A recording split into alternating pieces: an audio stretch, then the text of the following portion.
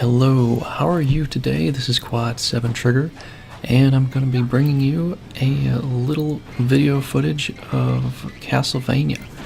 This is the latest game that came out, Castlevania. I believe it's Harmony of Despair, and I was playing it on hard, and it's a pretty cool game. I actually kind of like it. It's pretty good for a multiplayer too.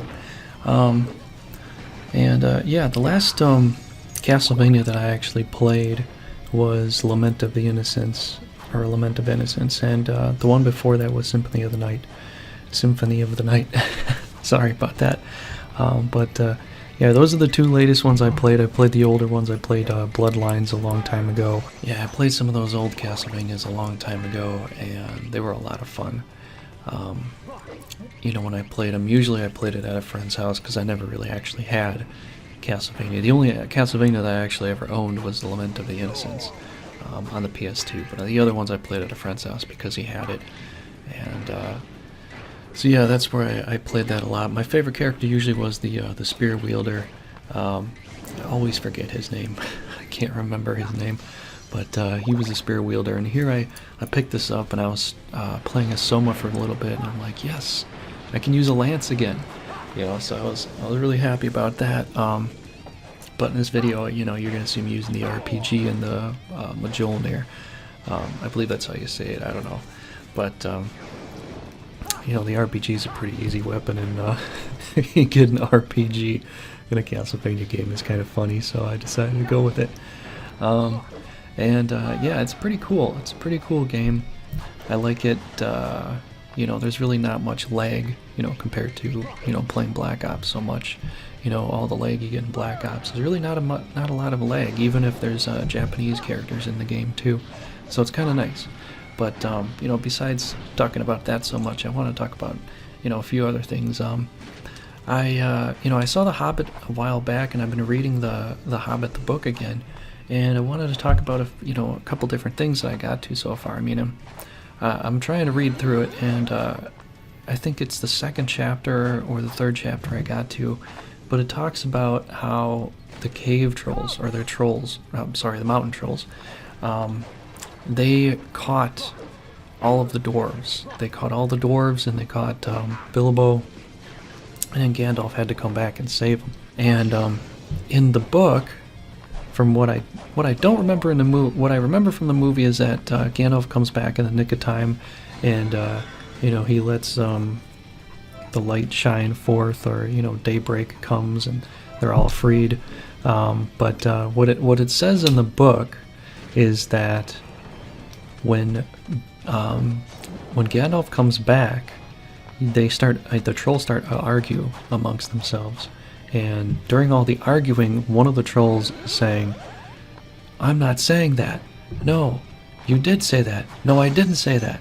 I didn't say that." And so this one troll looks like he's lying the whole time, but actually what ends up happening is that Gandalf was throwing his voice to sound like this other troll, make them argue more, so that they would not go back underground to stay away from the sunlight, because when they're exposed to sunlight, they turn back to stone. So that I didn't see in the movie. That I don't remember from the movie. Those of you that did see the movie recently, or have the movie, I don't have the movie personally, but I did see the movie. The thing is, a long time ago, I read The Hobbit, and it was on a bus trip up to Connecticut, and it was during the fall. And it was just during, the journey through The Hobbit, Bilbo's journey, that they're making these adventures through these, through this terrain out east. And I was driving out east too, and it was during the fall, and I was watching this beautiful landscape with the the mountains and the trees turning different colors, and just the hills and everything. It was one of the best experiences I ever had in my life, reading this book. It's such an amazing book to read. The Hobbit is such a good book to read. And during that time when I was reading it, I was on a bus driving through this autumn hilly area out in Massachusetts and Connecticut, and through Pennsylvania and New York, and it was a really awesome experience. And I guess what I'm trying to get at is you should probably try to, involve your life into having some really awesome experiences. Maybe get out of the house a little bit more. Maybe take a trip somewhere, during a time that, this area is going to look really nice, or, you've never been to this other area before. I know, when I got married to my wife, we were living in Florida at the time, so we were around the palm trees and the paradise type scenario down there where it's always, it's never cold. But I came from Wisconsin, so we had to decide where we wanted to go for our honeymoon, and we decided to go to Santa Fe. So we went to a deserty area because we already experienced the temperate. We lived in the tropics, and Wisconsin is kind of Arctic in some areas. So, but I never really got to the desert area. I mean, I was there before, but to enjoy a deserty area. So, I think something that I really want to talk to you about and tell you is that I think you should really try to get out there and try to experience something that you haven't seen before. You haven't been to this place before, and maybe that's a good way to explain it. Do something you haven't done before. Like if you haven't been to an Arctic area, maybe take a trip there. Go skiing, go snowmobiling, go sledding, do something like that. If you haven't been to the desert area, go see the desert. Go take a drive. Go experience that. The tropical area, go experience that. Open your eyes and get out there and experience some different things.